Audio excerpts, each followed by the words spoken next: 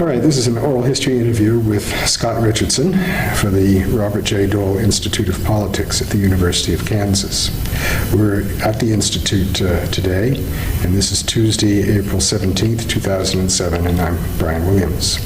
Scott, let's start with your first personal encounter with Senator Dole. I think the first time I saw Senator Dole was 1974 when President Ford came to Wichita to campaign for him, and I shook his hand there. But the first time I actually met him was the last day of my internship, the summer of 1978. So it would have been, I think, early August, maybe 1978. And I had been an intern in the nutrition subcommittee on the agriculture committee staff for a woman named Lenora Moraney.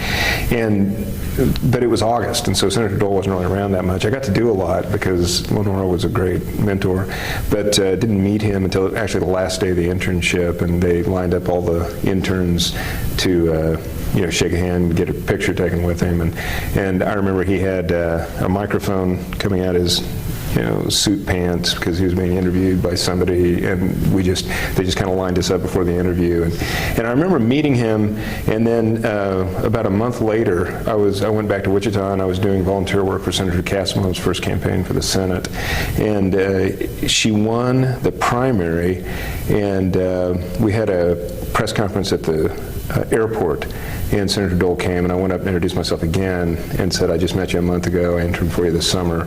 And then the next semester, my second semester in college, I interned at the State House and was around Senator Dole a number of times then, and got to meet Kim Wells, who was his administrative assistant out here and one of his top aides. And through that, Kim got me a job on the staff, and so I started the next summer in 1979. And your role when you joined the staff? Gopher, bag carrier. I was called a research assistant on the Senate Judiciary Committee, subcommittee on improvements in judicial machinery is what it was called. It's not called that anymore. I think it's called courts. And I was really a typist. I actually would type legal memoranda on an electric typewriter, which was pretty educational, actually. And but I also drove Senator Dole to receptions at night, and literally, probably just went gopher type duties, clerk kind of thing. And then? Well, that first year I was on Judiciary Committee staff, and it was in an annex. I was away from the personal staff, but I got to know Senator Dole because I would drive him at night, and he was so accessible. I had also interned, and so I would sometimes just send a memo directly I'd go over to Betty Meyer's desk right outside his office and just put a memo down, not clear it with anybody, and sometimes a congressional record statement, something that I thought, maybe he might want to talk about. And that was one of his great traits if you were a staff member, is even if you were a 22-year-old straight out of college with absolutely nothing to offer, just nothing really, he would read your memo, or he might, put your statement into the record, and he'd send you notes back, I'd talk to him in the evening when we'd be going to receptions, and really kind of got to know him. And so in 1980, he was running for president, and the Iowa caucuses, of course, were the first, campaign in the presidential campaign, and he had me come out and do advance work on the presidential campaign in 1980, and so I got to know him better there. And then I moved back to Lawrence the summer of 1980 to work as an advance man on his, they probably don't call it advance man anymore, but advance operative, whatever, on his Senate re-election campaign. And so I traveled all over the state with him for 4 or 5 months. There were only, I think, 3 advance people on the campaign, and so I was with him a lot. And then at the end of that campaign, in January of '81, I went back and I was put on the personal staff in Washington. I was called special assistant. I was kind of like a legislative assistant without a legislative area, and kind of carved out, I don't know, it was sort of my own niche. I was kind of an all-purposes public affairs assistant to him, and I traveled with him a lot around the country for a number of years. And then a couple of years later, I became deputy press secretary. Like about when was that? I think that would have been '82. It was right around the time Walt Riker came to the staff to be press secretary, and I had an offer to be press secretary for a House member named Bob Whitaker from Kansas, but I went to Walt and I went to Senator Dole and said I'd really rather stay and be deputy press secretary. And typical of Dole, he said, okay, And so I got to because I was really interested in the media, into politics, and eventually I went into television. So did you ever become the press person, or you were always... I was really deputy to Walt Riker, but when Dole became majority leader, he was elected majority leader in the fall of 1984, and essentially sort of became de facto majority leader. Howard Baker was still majority leader, I guess technically until January, but they started to kind of transition Dole into the majority leader role, and I became press secretary for the personal staff for Kansas issues, and Walt moved over to the Capitol office. So for 6 or 8 months, I was press secretary for personal staff. But even then, I was really deputy to Walt. He was the overall press secretary. Now, you had unusual access to the senator, obviously, being his driver and so forth.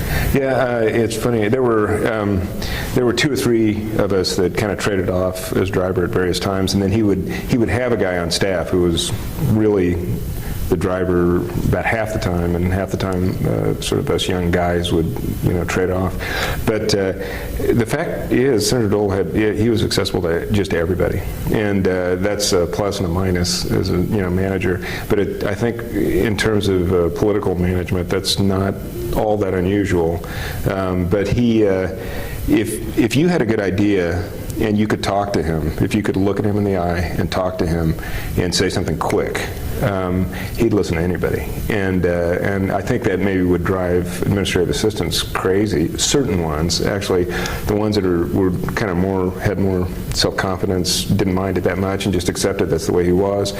There'd be a few chiefs of staff or senior people that just could never get used to the fact that some kid straight out of college was just yapping to one of the most powerful legislators, in America about whatever they wanted to talk about. But he would listen to you. On the other hand, you could be a senior person who really wasn't offering anything of any value, and he wouldn't listen to them at all. I mean, literally wouldn't talk to him, or not necessarily fire him, but just kind of not pay any attention to him. But I always felt like I could always talk to him and send him ideas and statements and whatever I dreamed up about half the time.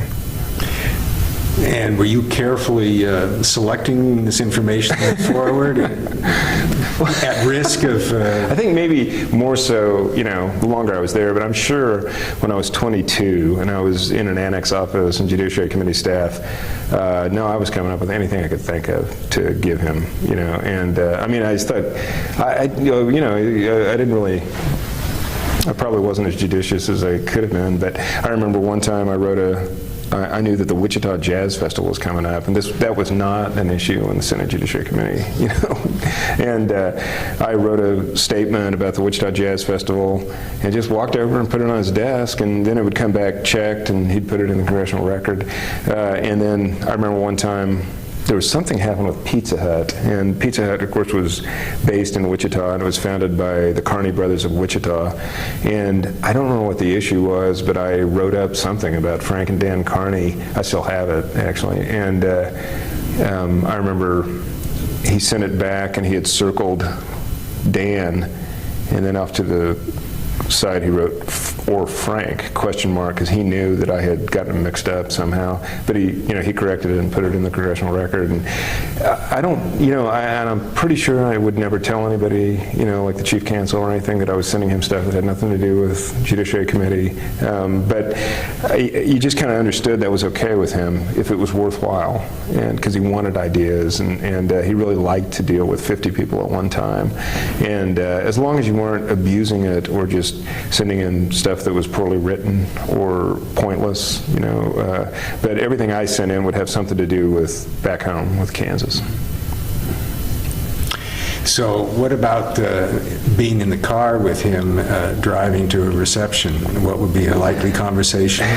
That was great, because at the Capitol, Dole would be under so much pressure he could be pretty brusque and kind of needed to be, because when you're making yourself accessible to every member of the staff, you can't stop and just listen to what everybody has to say. And so he moved very fast, as other people I'm sure have told you. He would literally barrel through. I mean, big guy, 6'2", 200 pounds, very athletic, booming voice, dark hair. He'd just barrel through, and you'd have to almost run to keep up with him. And he was well into his 50s when I was working there. He was, twice as old as I was, and if you wasted his time, it was a big mistake. I forget, what was the question on that one?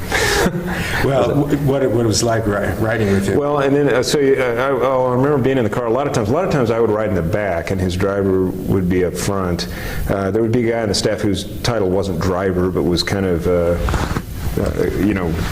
personal staff gopher, who would drive and do all kinds of errands and stuff for everybody on the staff, but then would drive him at night. And like I say, sometimes that would be me, but there would be somebody usually whose full-time job was really that, because he would go to 3 or 4 receptions at a night, and then he would end up back at the Watergate, and sometimes with his car, sometimes not with his car. So sometimes I'd pick him up on the way to work or something. And that was actually him at his, that was like him at his best. I remember being in the car with him when we'd be going out of town, to New York or LA or something.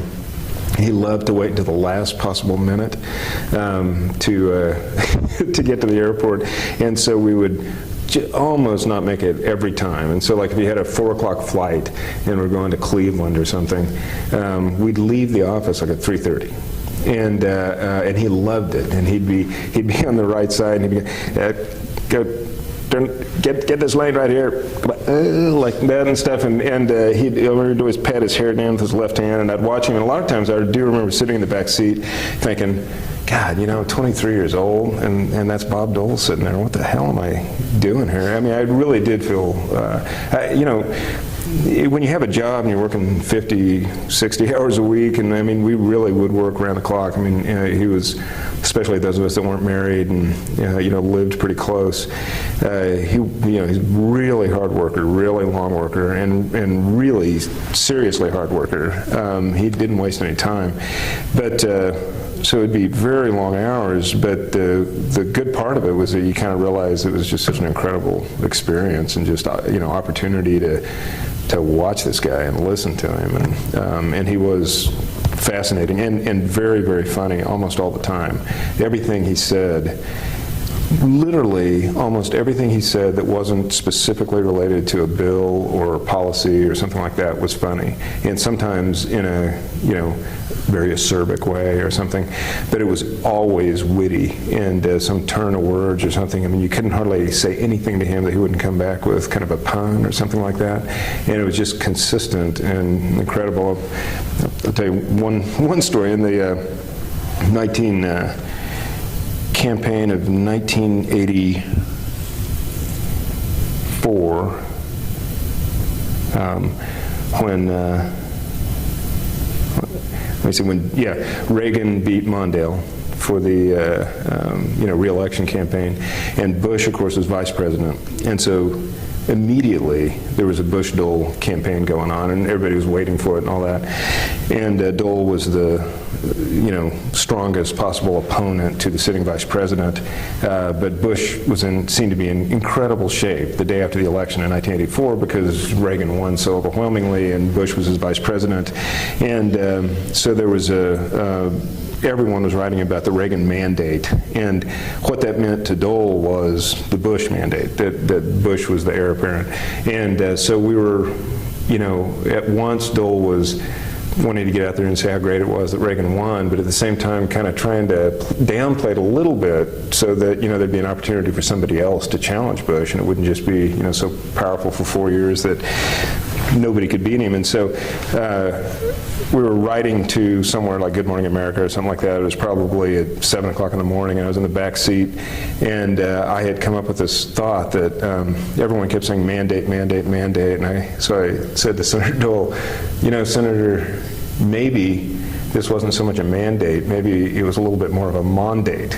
And Dole didn't say anything, and he just kind of, mandate. and so we got to Good Morning America, wherever it was, and it had to be a Sunday show. It was probably David Brinkley. And Dole goes on, and he uses the line. And he said, some people talk about what a mandate this was, and maybe it was a little bit more of a mandate.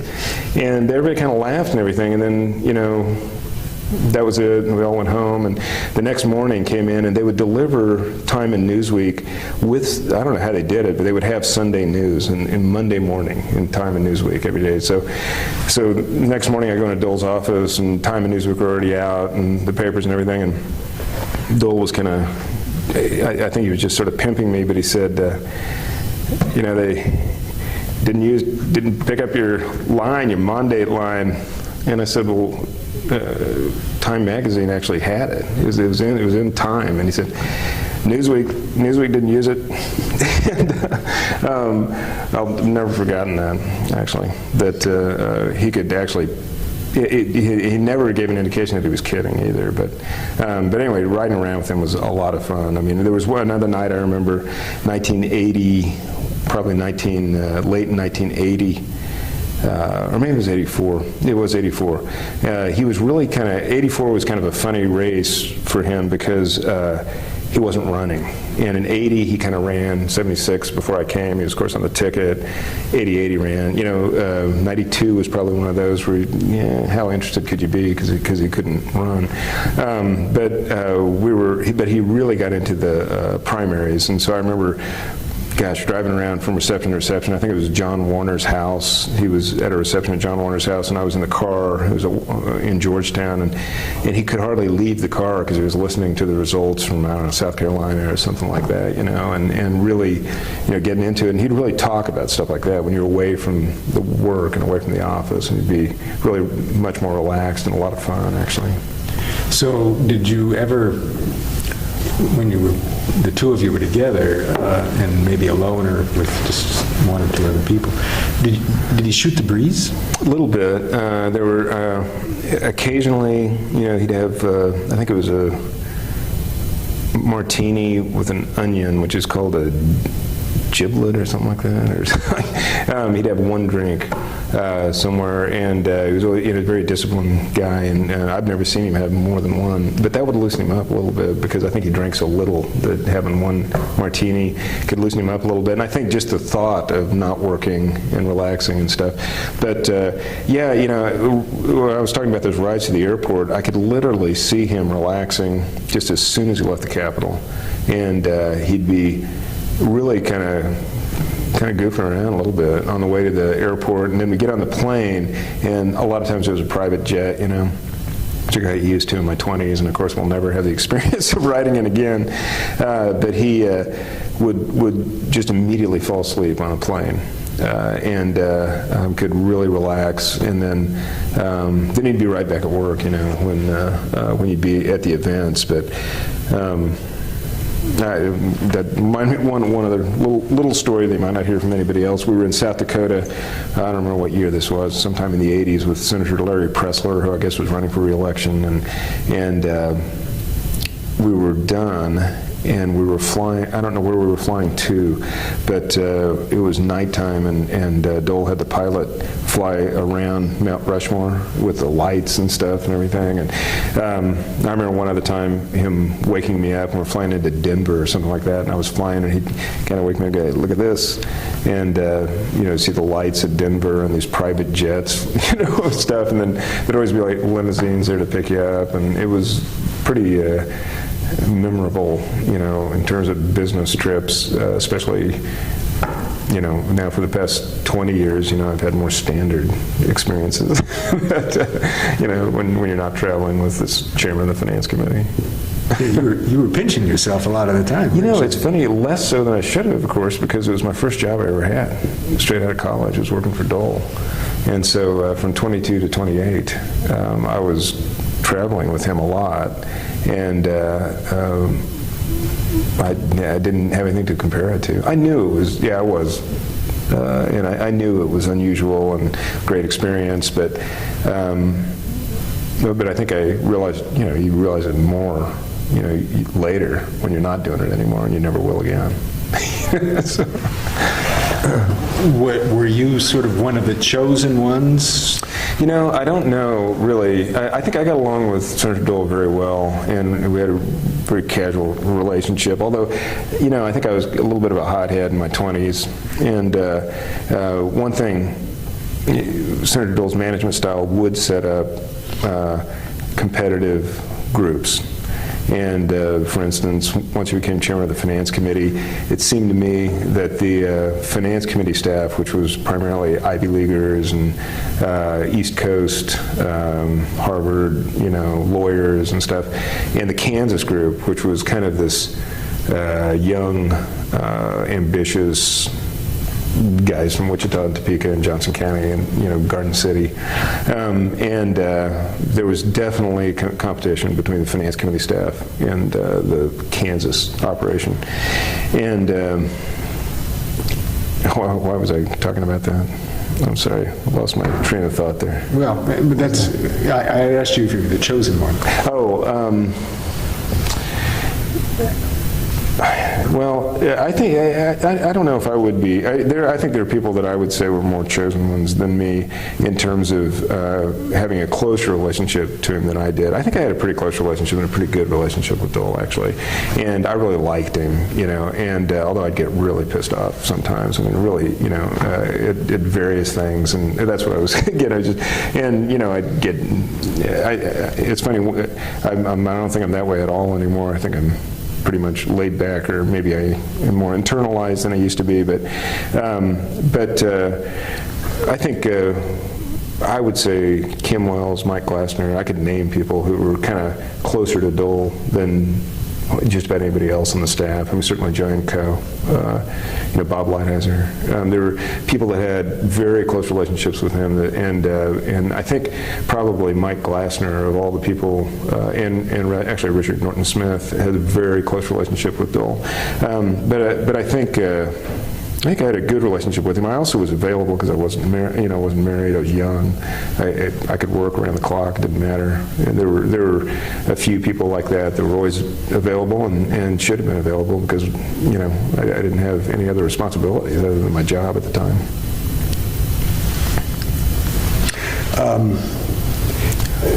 I'm going to have to ask you, just to clarify here a little bit. So when you were on the staff, you were with, you say, the Kansas group, and that was in his own office. Yeah, when I say the Kansas people, what I mean is the personal staff, where his job is senator from Kansas. Then when he became chairman of the Finance Committee, he had a big, you know, committee staff. And generally in Congress, you know, the committee staff is sort of a notch above personal staff because they're more specialists, and there'd be tax specialists and healthcare specialists, and you know, they're almost all lawyers or, you know, sometimes PhDs.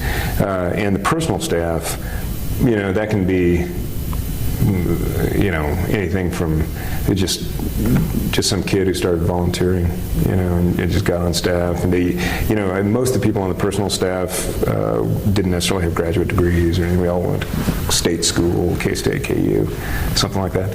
And I think that's probably pretty normal that the committee staff is sort of from the more elite schools and rich kids and, you know, nabobs and So did you have much contact with?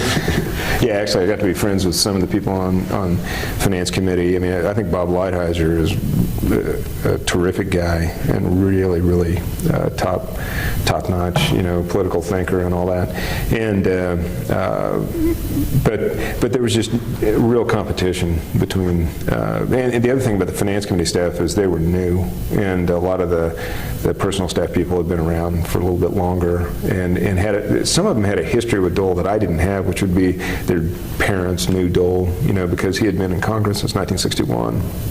And it wasn't necessarily, they weren't necessarily big, you know, children of the big money people, but they might have been children of longtime volunteers for Dole, or somebody whose parents, gosh, knew Dole when he was a kid, stuff like that. So the relationship on the personal staff was a lot more personal, than the finance committee, which were people who couldn't care less about Topeka or Wichita or anything like that. It wasn't their job.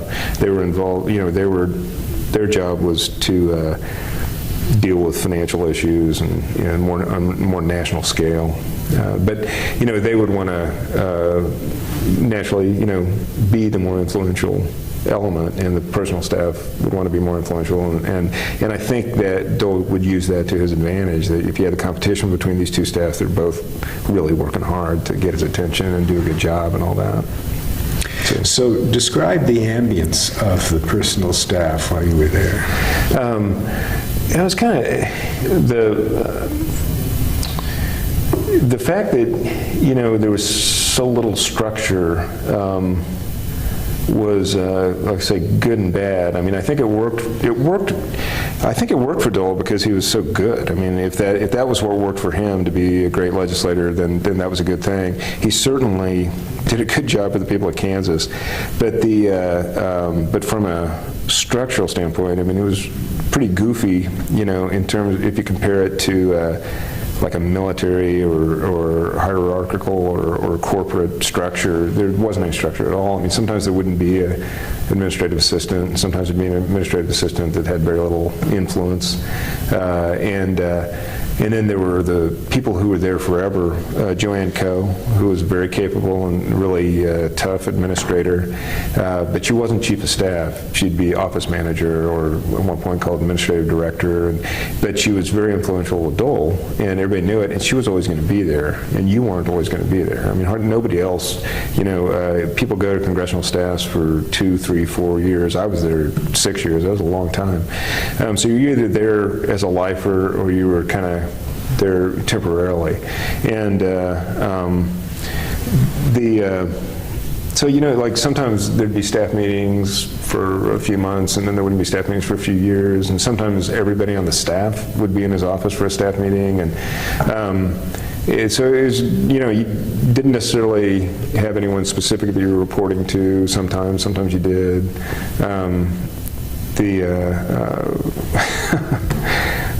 But either you kind of figured it out and navigated it and were of some value to him, or you weren't. And then that might mean that you were on the staff for a year with just wasting his time and your time, and move on to something else. So this will probably be hard for you to do, but so let's say you get in the morning on a typical day. Okay. My day was a lot of times long, because I would come in, because Dole was on Good Morning America, Today Show so often. A lot of times Walt Riker and I would meet early and go with him to NBC or ABC, and I mean, that could be like 7 o'clock interviews. So you're getting to work at 6:30 in the morning, and then sometimes he would do Nightline, and maybe the same night. And so Walt and I would have dinner together, and then we'd go over to Watergate, get him, go to Nightline. So it would be a pretty long day, but generally the hours were 8:30 to, I think 8:30 to 6 were the hours that you were supposed to be there. And you really were supposed to be there at 8:30. And that was because it was 7:30 in Kansas, and the farmers might start calling, early. They get up, and Dole wanted to be sure that if a constituent wanted to get a hold of somebody when they were awake, there's somebody to get a hold of. And when I was doing press, Walt and I generally met with Dole first thing in the morning, and we might have pulled out some clips, to look at or talk about. And we also then, every morning, we'd have a list of press interviews, requests, people who want to talk to him about something. He almost never turned down any interview request, which had to be very unusual. And one reason is because he could do so many things at one time. He could do it so quick, and he could do it with such little preparation after all those years, and he's such a quick study. And so we would have sometimes 20, 30 interview requests that say, Howard Feynman in Newsweek wants to talk about the Baker proposal. The next one would be KAKE, wants a quick, minute with you about something, and it'd just be down the line. And so he'd go through them and he'd check them, and then we would start lining up interviews for that day. Sometimes we'd have 3 cameras set up, like he'd say between 2 and 3 I'll do interviews, and so we'd have CNN in an anteroom, and we'd have NBC cameras set up in the Finance Committee room, and we'd have a local, ABC affiliate over here from Kansas set up, and he would literally just go from one interview and then walk into the next room, do that interview, walk into the next room, do that interview.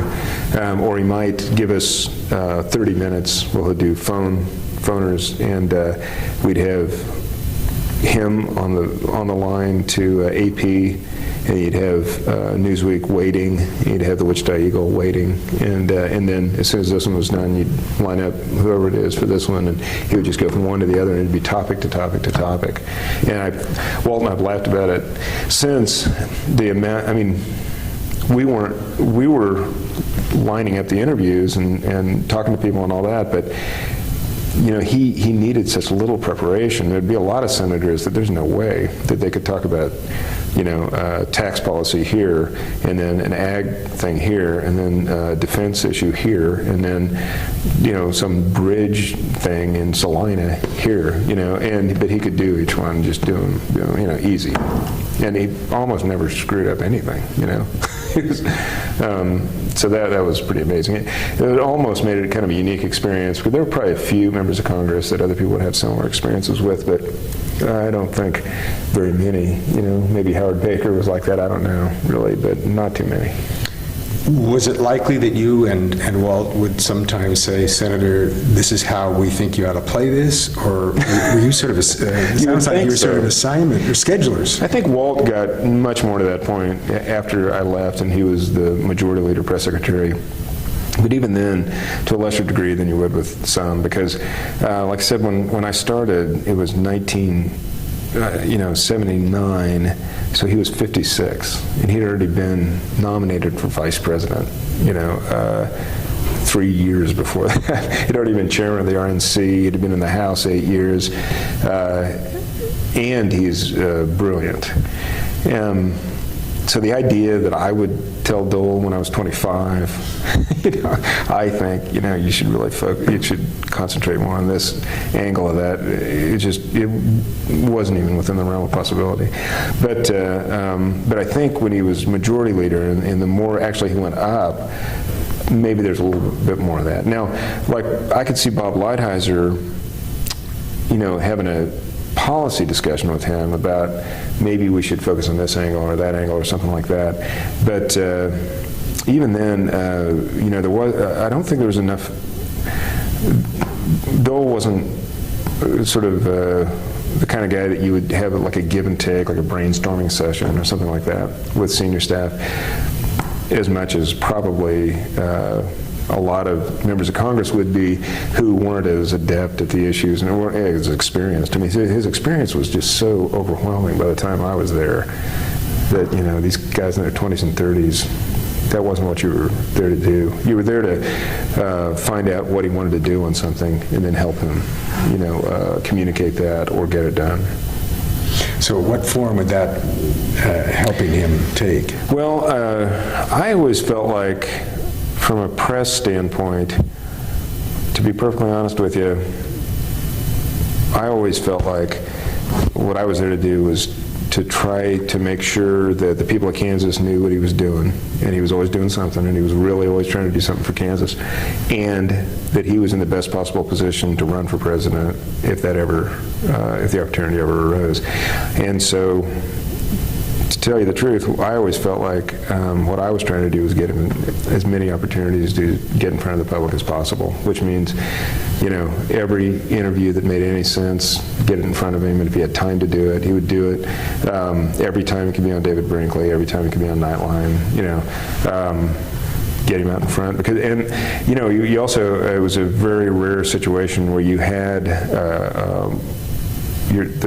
I don't know if now I would kind of call it talent, but the person that, the front man could talk about anything, and always had something to say. And when he was asked a question, his opinion was really important because of his committee assignments and because of the influence he had among the other members of Congress. It really was news.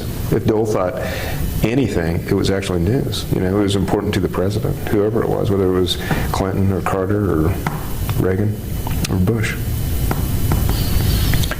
Did he have some favorite news people?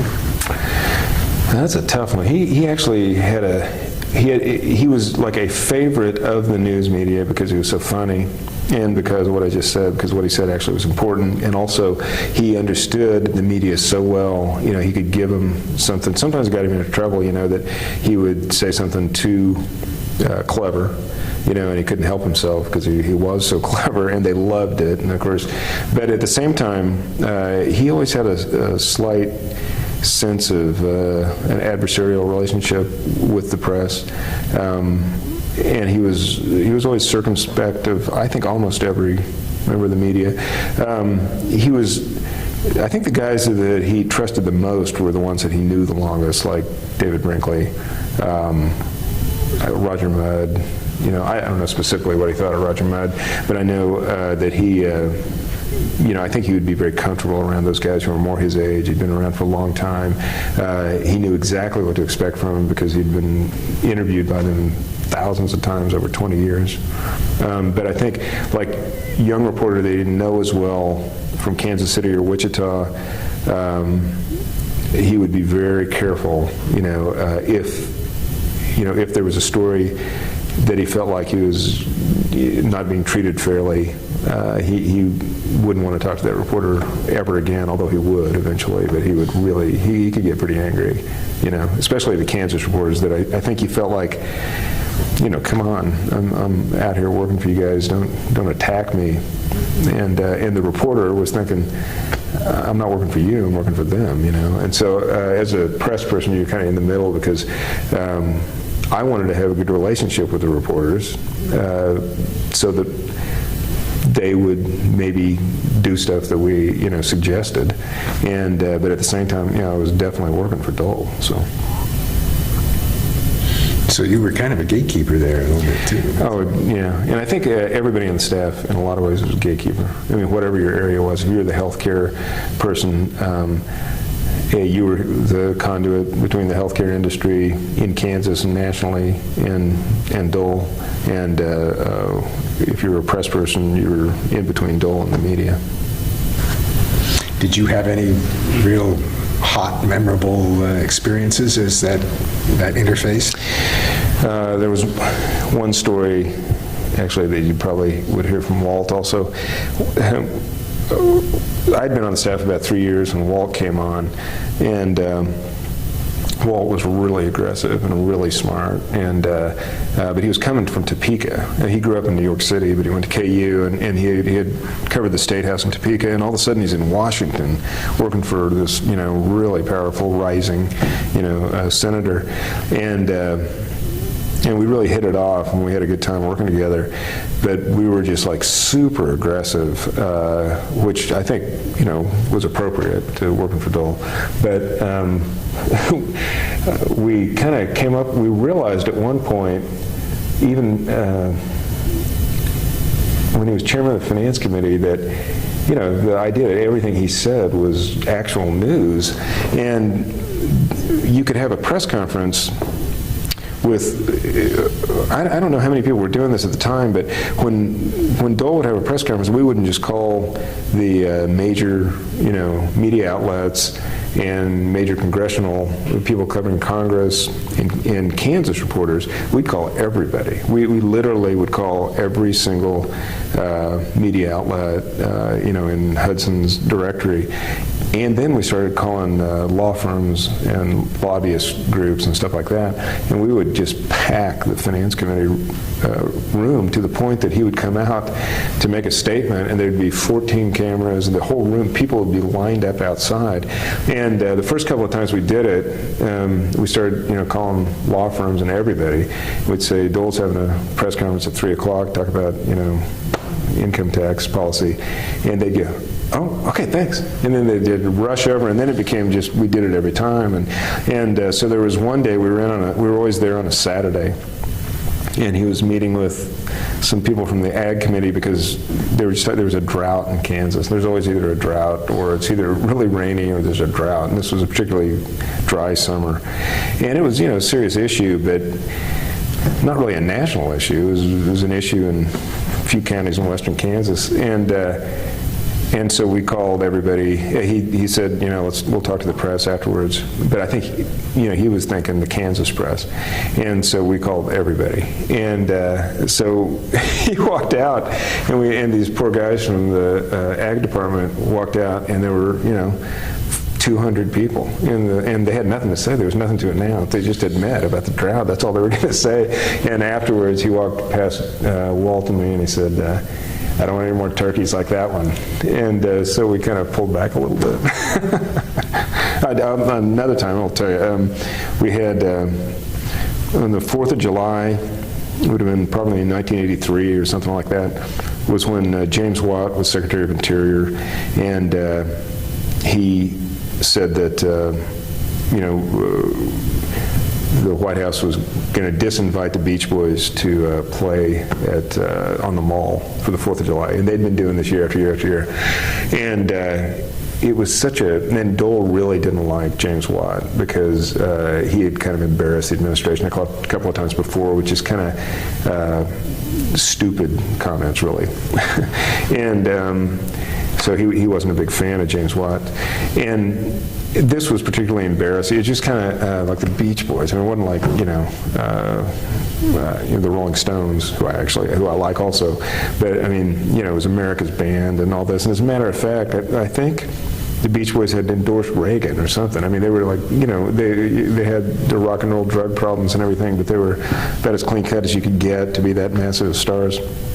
And so that morning, after Watt had been on Nightline, Walt and I went in, and Walt and I were also Beach Boy fans, and Dole said, God, what did Watt say now? And it was a thing with the Beach Boys, and we said, Senator, you should understand the Beach Boys are very mainstream rock and roll. It's embarrassing for the Republicans to attack the Beach Boys. He said, well, why don't you write up a statement? And so we wrote up a statement, and we said, James Watt should moonwalk off a long ledge or something, all this weird, crazy stuff, and Dole just said, okay, and it was just like really strong, and so we put the statement out, and it got picked up on the wire, and later that day, we got a phone call from Mike Love, who was the lead singer of the Beach Boys, and it turns out that that Brian Wilson's father was originally from Hutchinson, Kansas. And we didn't know that. We didn't realize there was this Kansas connection with the Beach Boys. And that would have been Mike Love's uncle. And so there was family with the Beach Boys. And so Mike Love started saying, let's figure out something we can do, And so we were talking about maybe having the Beach Boys come out and play 4th of July in Kansas. And, we couldn't really put it together. We were promoters and we didn't have any money or anything. But Mike Love got really interested in doing something with Dole. And so we put together a press conference where Mike Love and Dole were gonna come out and say, yeah, I don't, again, nothing really specific, but so that day, and that one, we didn't tell the national press because a lot of times they'd say, why are you bugging us with this Kansas stuff? And so we thought this was a Kansas story. And so we didn't, I was kind of stupid on our part probably, but we didn't really promote that to the national press. And so I'm standing out in front of the Capitol with our staff, and we're waiting for Mike Love to show up, and I had the Kansas press out there, 2 or 3 cameras and the Wichita Eagle and stuff, and a limousine pulls up, and it's Mike Love, and he gets out, and I said, okay, I'll go get Senator Dole. So I go to the Senate floor, and Dole gets Howard Baker, who was the majority leader at the time, who also had it with James Watt, I think. And so Howard Baker and Dole come out with Mike Love, and I literally had the National Press Corps just run past me, and I remember Bridget Hume saying, why the hell didn't you tell us about this? I said, because half the time I'll tell you something, you don't want to do it, and rush out there, and there was this huge press conference with Mike Love and Dole and Howard Baker, and they didn't really have anything to say in particular.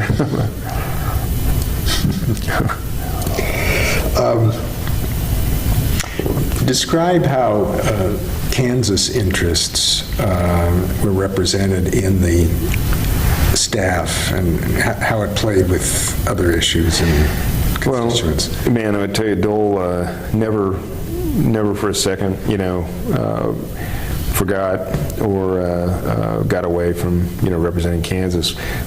One advantage he had is that he was able to kind of do two jobs at once, probably much better than, most people, well, obviously better than most people could do.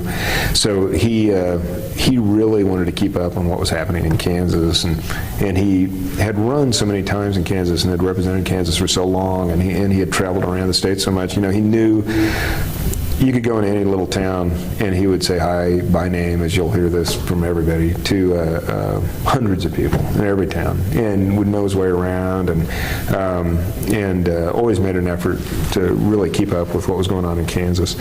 And so there'd be legislative assistants that would handle energy, financial issues like banking, agriculture, and so on.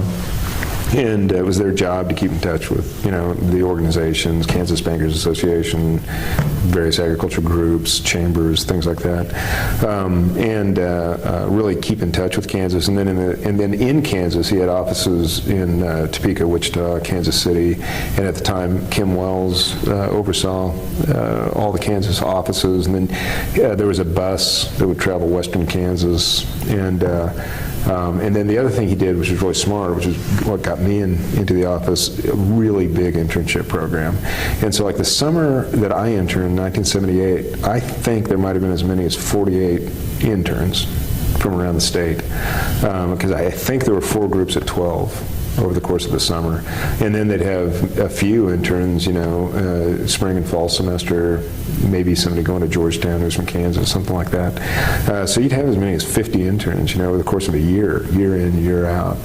And these would be both in the local offices and in Washington? I'm just talking about Washington, yeah, just Washington. There was room in his offices for 50? Well, there'd be 12 at a time over the summer. There might be 1 or 2 that'd be there all summer, and then, but also in the summer, there's less activity in Congress, and so it's a little less crowded and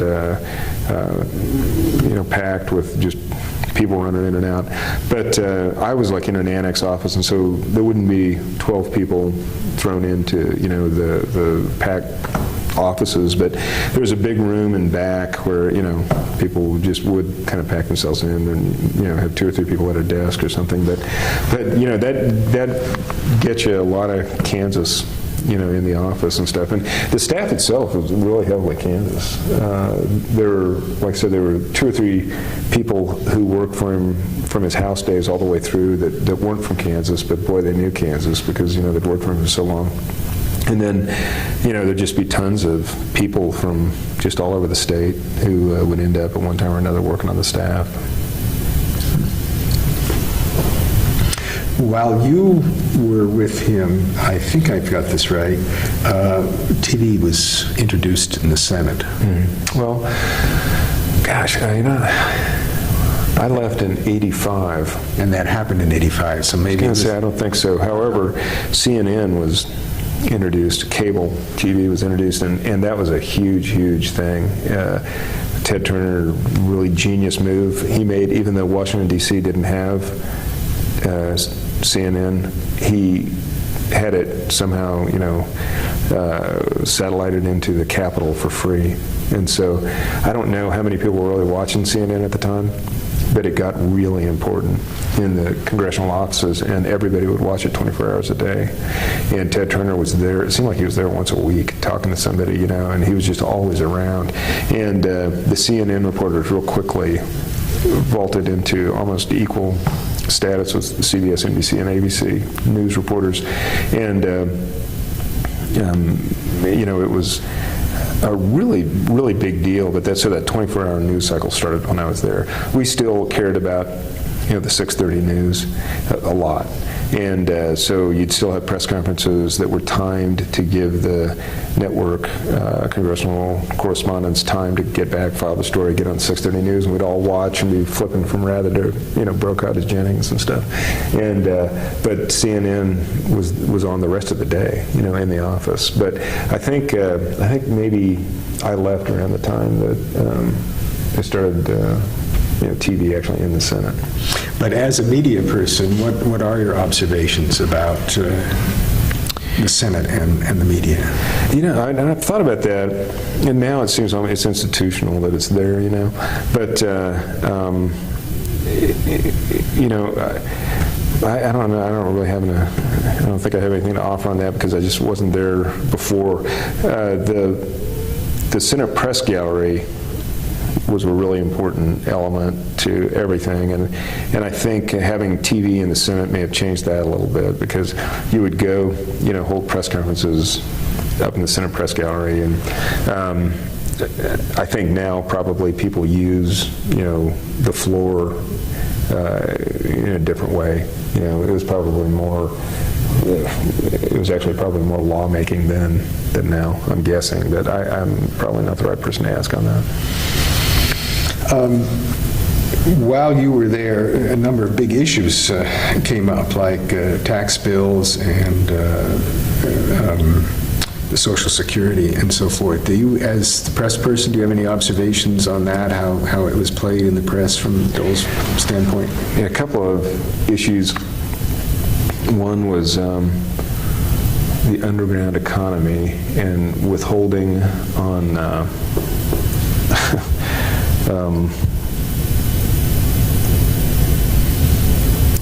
mandated that I think banks would I can't remember exactly what the issue was, but it was had to do with withholding on your paycheck, and it was so controversial. And Dole really staked out a pretty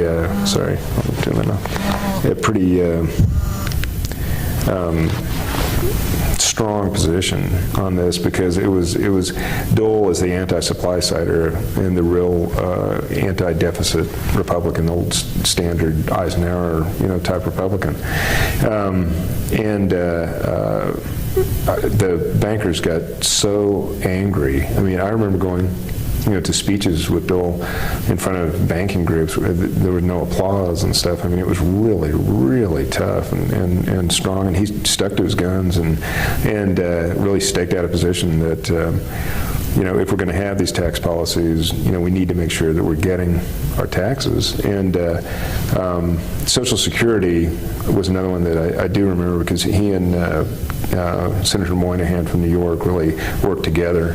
I don't know what year that would have been, early 80s, to come up with a plan that at the time was looked at a plan to save Social Security. And Dole really liked Moynihan, really respected him, and they had a really close working relationship.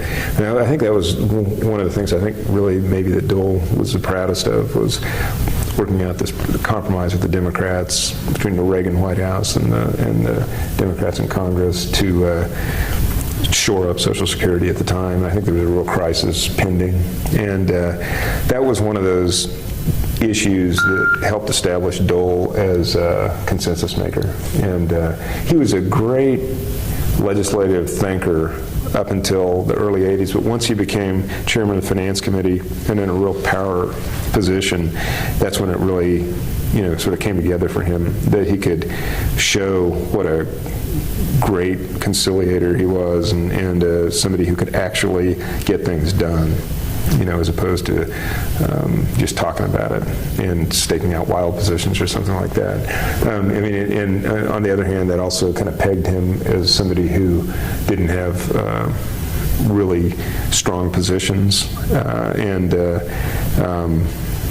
it was that's why people say he didn't have the vision, I think, is because his vision was finding ways to bring people together to actually get laws passed that would move in the right direction and do things. And I mean, he was very goal-oriented, and in some ways that kind of runs counter to somebody who might be super ideological and not really so caring so much about whether it happens or not.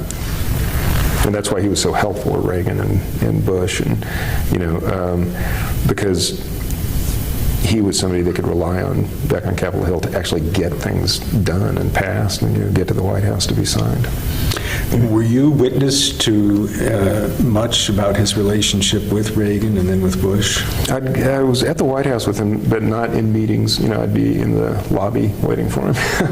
But he had, I was with Nixon, just in one little instance. In 1985, Dole went to, I think it was Moscow, for some kind of meetings early in 1985 or spring of 1985. And while he was gone, the Senate Press Secretaries Association, I thought I turned that off, sorry, had scheduled a trip to New York, and we met with ABC, NBC, New York Times, and all that, but they scheduled a meeting with Nixon. And it was shortly before he was going to go speak to the Time editorial board, and it had to do with changing Soviet Union and Gorbachev and all this stuff. And I think he had met with Gorbachev recently. And so we were only supposed to meet with him for 20 minutes, and there were only like 12 of us. But he ended up kind of using us as a rehearsal for this Time, I think it was Time editorial board meeting. And so we got to listen to him for like 2 hours, and just in a small room. And at one point toward the end of it, he said, I understand one of you works for Senator Dole. And I said, yeah, I do.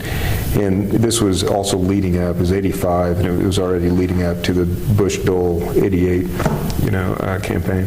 And he said, well, you should know Senator Dole is the smartest member of Congress, the most effective. And he was saying all this stuff very clearly that he wanted me to take back to Dole.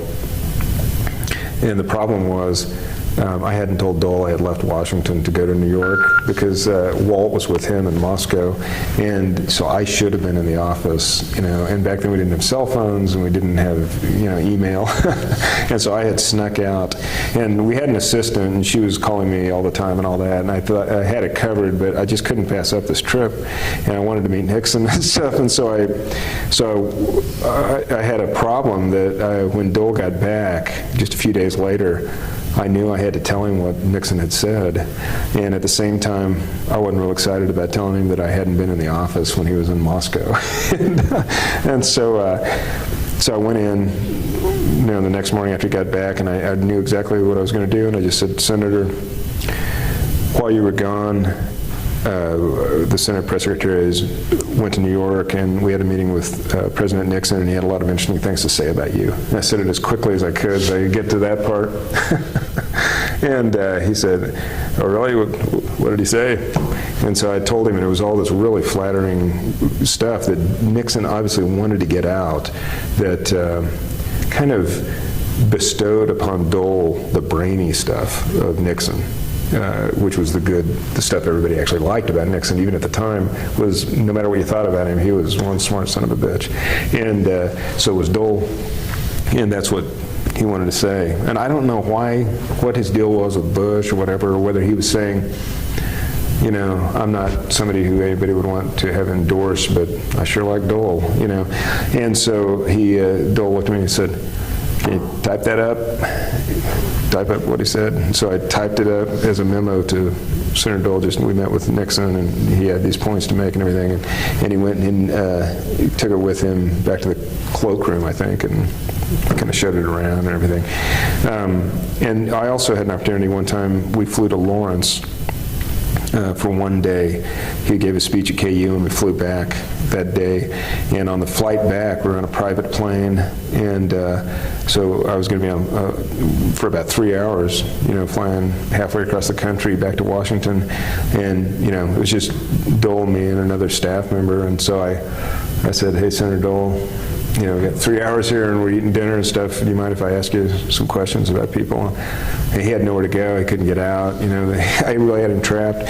And so I asked him specifically about Eisenhower and Carter and Nixon and Ford and Bush, and that was a great night for me, really. But he talked about how much he really admired Nixon's political skills, and they had a very personal relationship. And Nixon isn't a guy, I think, that had a real personal relationship with very many people.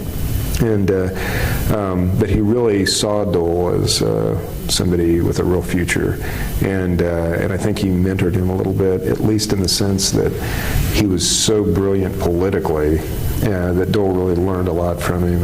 And if you look at Nixon's, his real positions that he took, they weren't unlike probably what President Dole would have been. Nixon was pretty middle of the road in the sense that he wasn't a right winger, he wasn't really a left winger, but in some ways he was maybe a little bit of both. And but as far as his relationship with Bush, I actually have always maintained that it was actually pretty close and pretty good. Richard Ben Kramer has his classic book, great book called What It Takes, that ends up being primarily about the relationship between Dole and Bush. And my take on Dole and Bush has always been they were the same age. They had a lot of the same experiences. They were very similar politically, but they couldn't have come from more different backgrounds. And then they go to World War II, where Bush is, the decorated, heroic, youngest pilot in history, and it literally, filmed in his moment of heroism, gets out and he's fine physically. And then, Dole comes from nothing and gets out there, and he ends up being lieutenant over all these guys like Bush from Princeton and Harvard and Yale and stuff. But Dole was the commander of the 10th Mountain Division, in Italy, which is amazing. He was halfway through KU, then they get into politics at the same time. Nixon and Ford kind of identified both of these guys as the rising star, and they end up, coming against each other. And got 88. Well, even before that, 76, Dole got the nod, and 88, Bush did, and so on. And I do think there was real competition. And in 88, it got really hot. But actually, I always kind of thought they respected each other. They kind of liked each other in private. Dole really was very supportive and helpful of President Bush, And I do remember one time he had Betty call in 1979 to have me come over and get a photo taken with Vice President Bush. That'd be 79. I guess he wasn't Vice President yet. And I was off running an errand or something I didn't get to, but I thought the fact that he would call a young staff person to come over and have their picture taken with Bush, I never bought that they hated each other. We've come to the end of this tape, so okay. I'm going to take a break.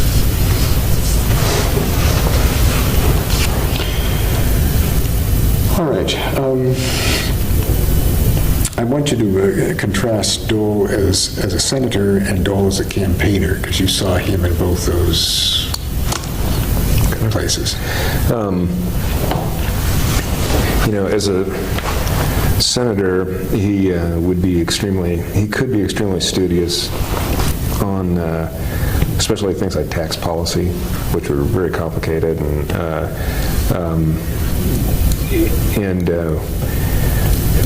where you're having meetings with senators, and it's much more internalized and behind the scenes, and a lot of it has to do with your relationship with senators.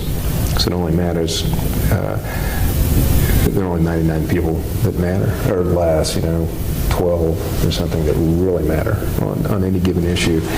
One thing that he was so good at, and the reason he was such a great majority leader and legislator, was because senators really trusted him. And they trusted him both in terms that he knew what he was talking about, and that if he told them something, it was real. You could really trust, you could really depend on him.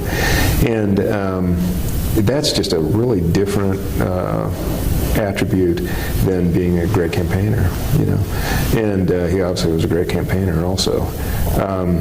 I remember a lot of times being in a big crowd, like at a pancake feed or something like that, and he was much more able to small talk in a big group with people maybe he didn't really know all that well than he would in private, unless it was a business situation. He really, he's definitely not a small talker, and not that, he just had no interest at all in sitting around gabbing or, joking around. When he was doing that, it was on the way somewhere, or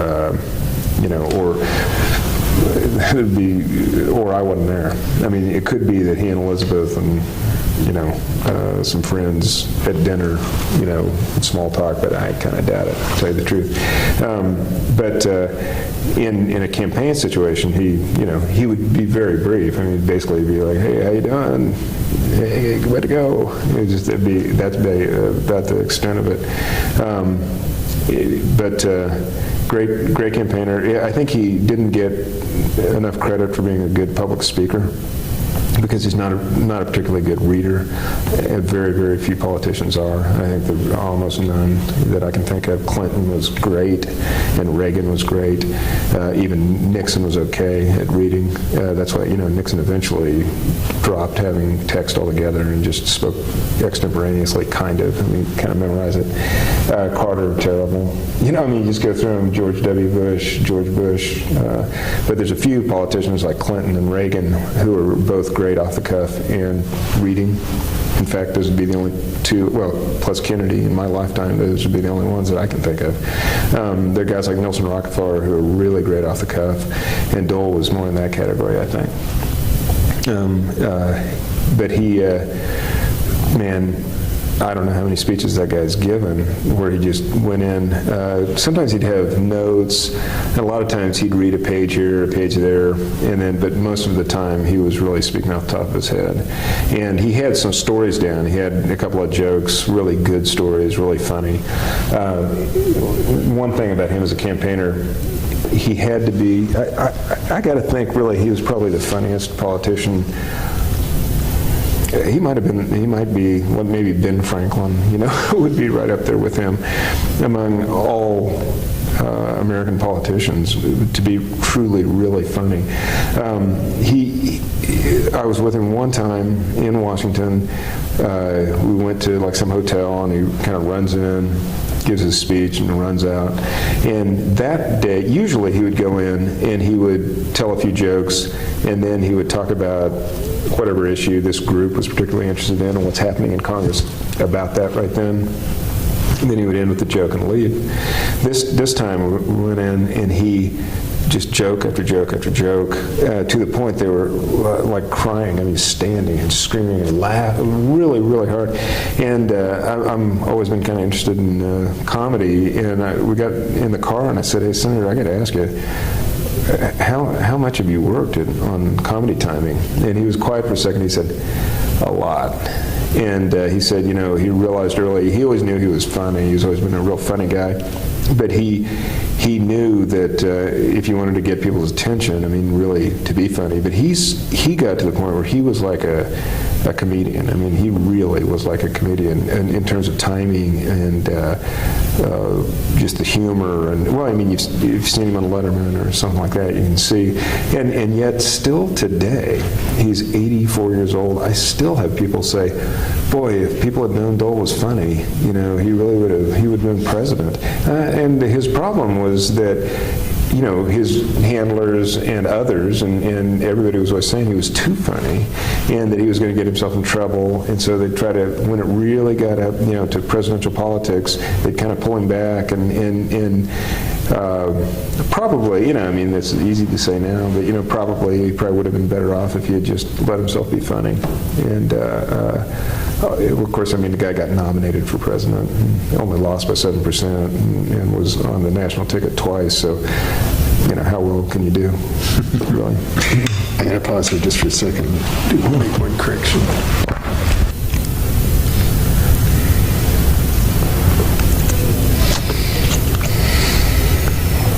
So, describe a typical campaign event that sort of matched what he needed. Well, I think best way to talk about that is it would be like a campaign day. I mean, he would, in 1980, when he was running for re-election, that was a campaign, kind of an interesting campaign, because he didn't have really strong opposition. The guy running against him was a Republican state senator who switched to the Democratic Party to run against him. Never had a chance. Wasn't really a powerful opponent. But early on, they thought maybe he might be, because Dole had run into some possible problems home because he ran for president in 1980, and it looked like there might be some repercussions.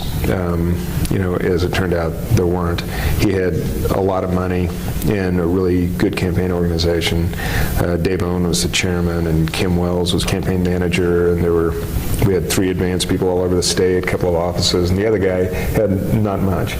And so we would have one person traveling with Dole, one person one day ahead, and then the other person looping back around, so there were these 3 advanced people he'd be dropping off with one, and there'd be 2 at a time, and we'd start off with a pancake feed in a small town, and then go to a luncheon in another town, and then go to an afternoon event in another town, then a football game, and then he'd get dropped off at a motel, a lot of times with Elizabeth, who wouldn't be at the campaign events that year. A lot of times she would literally stay in the car sometimes. Sometimes she'd get out, and sometimes she wouldn't.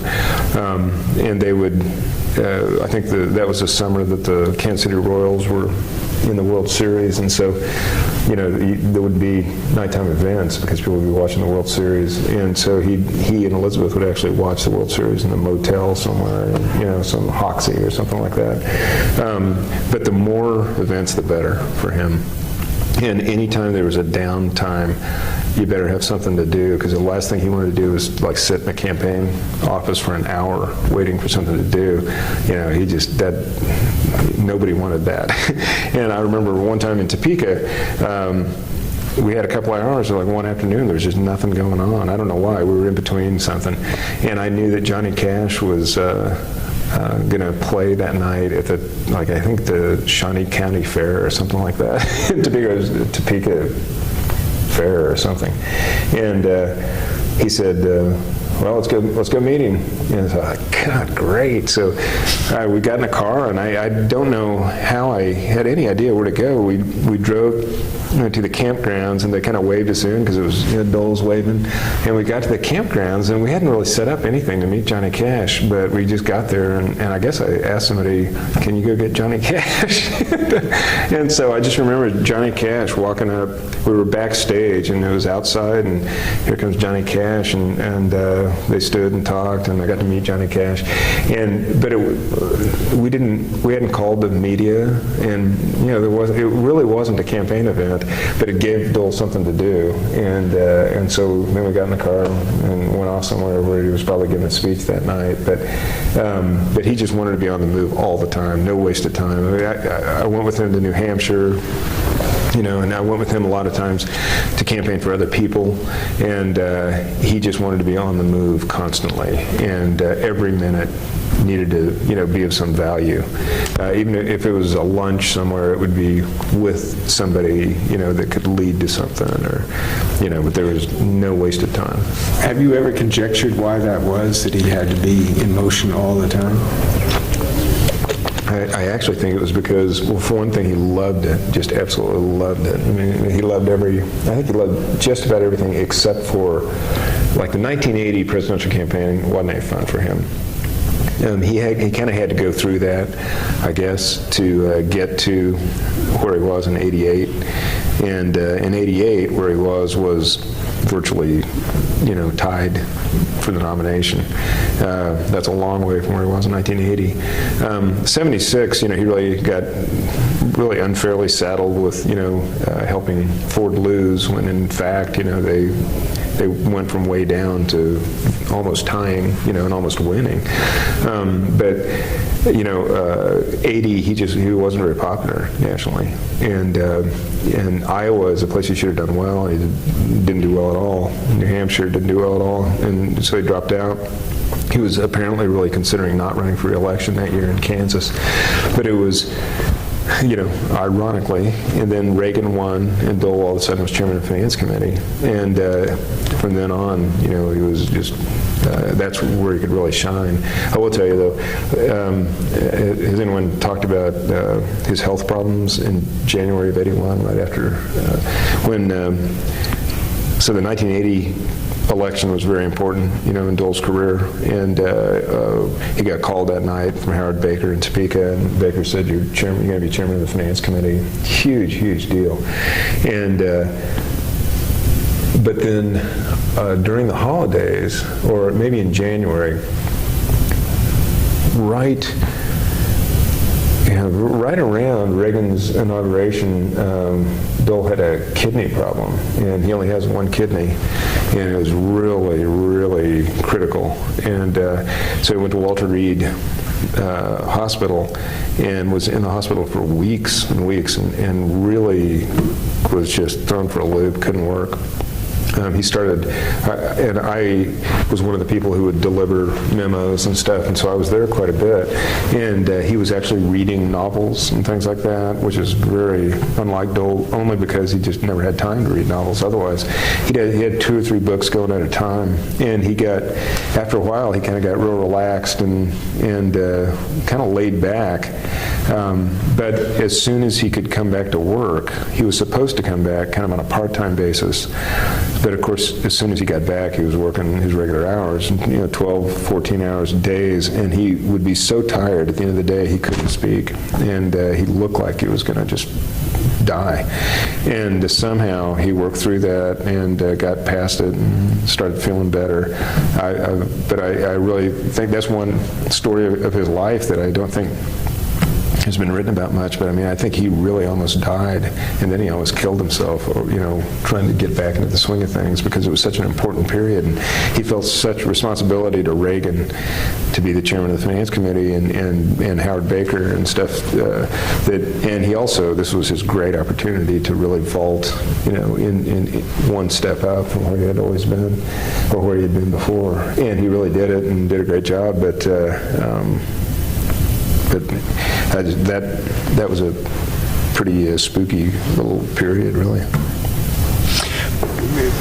Your comment about the importance of his being the finance chair prompts me to ask this question. Would it be appropriate in your mind to think that what he did in that position vis-a-vis Reagan and Reagan's views on tax policy and so forth was really heroic? It's funny, Dole somehow managed to please the White House as chairman of the Finance Committee, and also make it clear that he wasn't a supply-sider with the media. And I'm not really sure how the hell he did that. I look at it now. But I think Reagan really depended on him, and then the White House really depended on him. Fred McClure was the congressional, well, actually that was under Bush, but the White House used, Dole's office a lot and him, to further all kinds of financial legislation. But at the same time, he really stood his ground that the deficit, should not increase. And it seems counter to what Reagan was doing, but it also, gave Dole an opportunity to show that he was his own man. And probably Reagan realized Dole had to do that, and so they gave him that a little bit, I guess, but I do think there were times, I know that there were times that John Sununu, who was chief of staff, got really upset with Dole, and, they'd have it out a little bit, but Dole, he wouldn't back down from a fight, and so, I think he also knew, well, where are they going to go? What are they going to do? And he liked Reagan. I think he actually liked Reagan and really, really admired Reagan. He really thought Reagan was a great politician. And that probably came through with Reagan personally. But I think, the Reagan thing, I'm not an expert on Reagan, and I wasn't around him, but I think his administration is a little different, than the other presidents that Dole dealt with, because Reagan was, somehow kind of above politics in Congress and the staff, the White House staff and everything. And other presidents, I think maybe Dole had a more collegial relationship with, I would guess. Back to the Canvass campaign, just for one other question. Did he give sort of the same speech everywhere, or I sort of got the impression that maybe because of his sense of humor and his sort of reflecting off what was in front of him, it might have varied unusually? I think he wouldn't be the kind of politician who would give literally the same speech every time, although I think like in '76 he kind of had to when he was vice presidential nominee. But especially going into like a small town and it's, they're eating and, he's joking around with them and stuff. And Kansas was also different. He had a real personal relationship with a lot of people that he'd be talking to out there. Now, sometimes Dole would start talking about S-1213 or something, and I just couldn't believe it. I was thinking, well, nobody even knows what you're talking. Nobody even knows what S anything means, And he would get off on that sometimes, but a lot of times, there were times during that 1980 campaign, I actually remember we were in this little tiny town somewhere. I don't know what town it was, maybe Phillipsburg or something out in western Kansas, and Elizabeth was there, and we drove in, and it was like this little diner or something, or a steakhouse or something, and everybody in town was there. I mean, literally had to be everybody in town. And he walked in, and he just completely broke down and was just crying. And Elizabeth, I think it was maybe because Elizabeth was with him, and there was something real emotional about it. And of course, in other places he wouldn't have that. Like if we'd be in Philadelphia and he's speaking, you wouldn't have the emotional stuff that he had in Kansas. And he's a very, very emotional guy. Any other instances of his showing himself as an emotional guy that you witnessed to? Yeah, one time. An old friend of his, and when you say old friend with Dole, it generally means Russell, I think. He has a totally different relationship with Russell than anybody or anywhere else, because those are the people that knew Bob, before he was famous and powerful and all that, and injured. But there was somebody from Russell who died, and this was on a Saturday, and when Dole had a eulogy or something like that he wanted to prepare, he would always ask Richard Smith, to do it. And somehow, even though Richard wasn't from Kansas, didn't know the person or whatever, they have some kind of a simpatico thing where, Dole could tell Richard what this was about, and Richard could write this beautiful stuff that would express Dole's feelings in a way much more lyrical than Dole himself, although Dole's a pretty good writer, actually, but he's not a professional writer like Richard. And so he had this one-page eulogy that they were going to play, just on a cassette player at the event. And we had this little tape recorder, and Walt Riker had made this sort of little traveling studio thing, sound V, that we could put on Dole's desk, and then he could do an actuality, into a cassette player, and we could do whatever with it. And so that day, Dole called me down to his office, and he told me he had to read this eulogy, and he just wanted me to record it and send it out to wherever this was in western Kansas. And I'm not exaggerating, he must have done it 10, 12 times. And he would get 30 seconds into it and break down, and I'd stop and rewind. And this went on for it was probably a 90-second piece, and it must have taken 30 minutes or something. And he'd start again and start again. He finally got through it, and then he said, "Okay," and I went and got it, and we never talked about it again and stuff. But very, really emotional, just right under the surface with Dole, And people, a lot of people think, he's real tough guy and angry and mean and cussing and yelling at staff or something like that.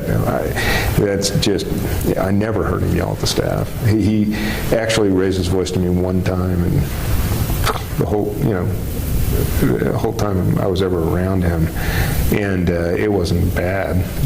He never cussed. I've never heard him cuss out anybody, ever.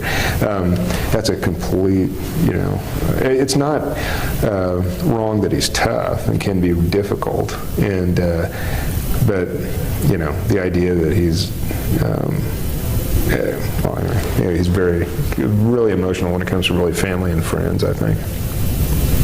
So what's your reaction when people do say, well, he gives me the sense that it's a spark ready to ignite, and he's short-tempered? I think, that's not necessarily a bad thing, when that I always thought, like, if Dole was president, if he had become president, and there was a real crisis at hand, and he really had to go sit down with, at the time, the premier of Russia or Soviet Union, or something like that, you'd want a little bit of that, And when he's really, his back is up against the wall, when things were at the craziest, is when he was at his most calm and most.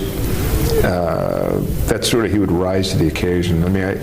One thing, I do think Dole liked it when the staff was in total disarray and mad at each other and just completely uptight and everything. And that's when he'd be at his happiest, and he'd walk through real calmly and laughing and stuff and everything. It's when nothing was going on, and it was like, if it was like a couple of weeks and there's just nothing going on, he would get, I don't know, was depressed or bored, and then, he could be snappy and stuff a little bit. But I think part of his reputation comes from that. The whole Hatchet Man thing, that one debate, was really kind of, and he was pretty tough in that debate. You watch it, and he was I think he was being funny, but nobody. I actually remember watching it. I was in college, and I watched it. I thought he was funny.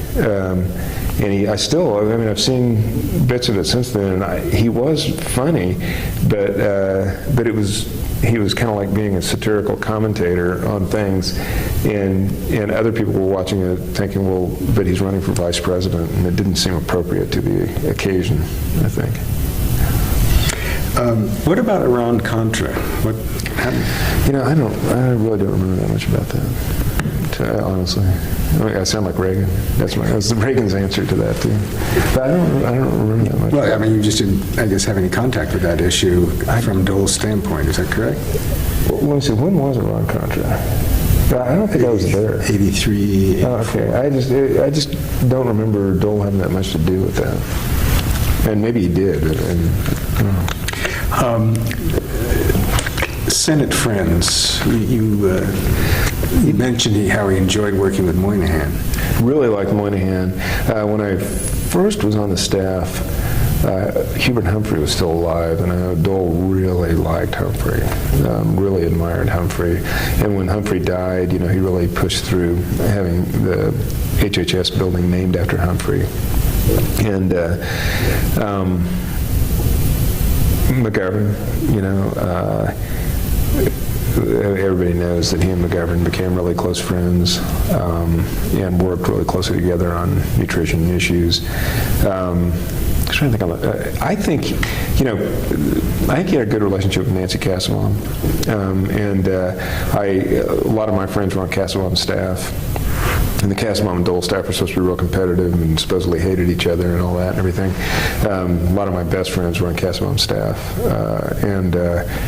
I think there was a little bit of that, though, because Dole was a lot more powerful, a lot, senior, and I think the Kassebaum people considered themselves a lot more liberal, and, so there was tension on the staffs.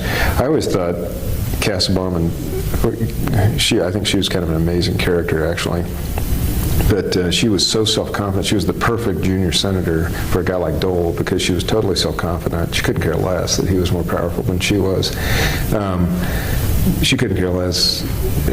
She just was so secure in her own abilities, and I think she was totally aware that she was a junior senator and didn't have the experience he had, but she really knew that she was very intelligent and had her own opinions. She disagreed with him sometimes.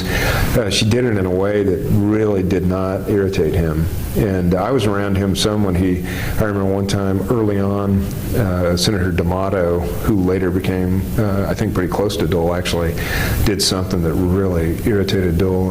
And I remember him saying, we're going to cut him off at the knees. And I remember that specifically, never anything like that about Casabon. It's just, it would be preposterous to imagine it. And I don't think he had a good relationship with Pearson. It was more Pearson than him, but Pearson was a senior senator before, who had been there a little bit before Dole.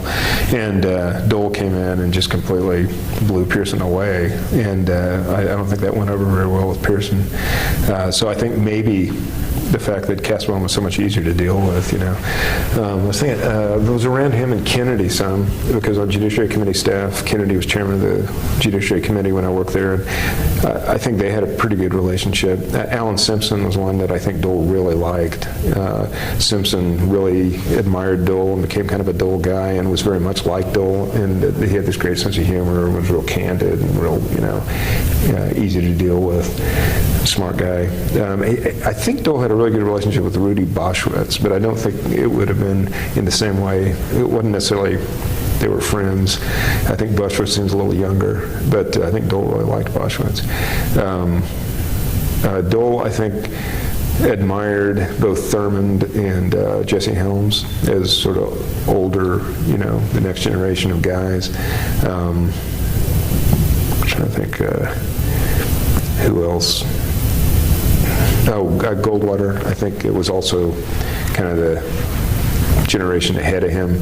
I was one time with Walt in the Majority Leader's office, I guess 1985, State of the Union night, and we'd always, watch the State of the Union, and then Dole would talk to reporters afterwards in the rotunda, I guess. They called it something. And we were waiting in Dole's office, and Barry Goldwater walked in, and it was just Walt, me, Dole, and Goldwater. And Goldwater sort of saying, God damn it, Bob, where the hell are we supposed to go? Nobody tells us a goddamn thing. It was worse, actually, than that. And Walt and I were just really, and Dole, we were all laughing, and so Goldwater was kind of doing it to amuse us. But I had the feeling that Dole really liked Goldwater personally, But he liked, some of his favorite senators clearly were Democrats. Russell Long, he really admired Russell Long. And again, I don't know if that was so much of a friendly thing, or I think Dole saw him as a mentor. And Russell Long, I think, really liked Dole. And Dole spoke real highly of him. And he liked Tip O'Neill. I was around the two of them some, and they had a really easy relationship, I think. I think Dole had a good relationship with most of the senators, and that's why he was able to be elected majority leader. It's really hard to be elected majority leader, And I remember even the media thought Dole was a lock for majority leader when Howard Baker left, because Dole was so much more famous than the other senators. And that had nothing to do with it, It just doesn't help you at all. In fact, it might be a hindrance, because what they want is the best legislative maneuver guy, and not necessarily a guy who's going to run for president and get all this press. So I actually don't think that was a help for Dole at all. I think what got him elected was that they thought he'd be the best, And Ted Stevens almost, it was real close. It was like third ballot or something. What about Elizabeth? How important has she been? Oh, I think, extremely. They couldn't be more different, and I don't know her nearly as well as I know him, but I was around her quite a bit for a small period of time, and she, like I say, was out on that aide campaign, both presidential campaign and the Senate campaign. And then I was around her at various times, and there was a year or two, maybe 1 year, when probably at the end of the Clinton administration, when she was in the office a lot, because I think she was between something. But she's very organized and analytical, and I won't be the only person that tells you this. Rehearsed, everything is written out, and they're so opposite. It's absolutely, it's almost ridiculous and absurd, because you try to tell him exactly what to say or what to do, you wouldn't be there. He'd never talk to you again. And with her, just the opposite. I remember the day she was announced as Secretary of Transportation. She was, at the time, I think, she had a senior staff position in the Reagan White House, and Reagan announced that she was going to be nominated for Secretary of Transportation. And Dole had me drive him to the White House after the announcement, and we went into her office, and he was kind of telling her who to call in Congress, who was on the right, transportation committees and so on, and she was doing, what he said, but she obviously has had her own career, and she's a senator now and on her own and all that, but man, he's very driven by instinct, I think, and she's very much has everything laid out and wants to know exactly what's next and all that. They're very different. He used to kid her about it in front of us, This has been really informative. Well, lots of good information, and we could go on, but I think the room is going to be taken over by someone else, so we'll stop here. Thank you. Well, thank you, and I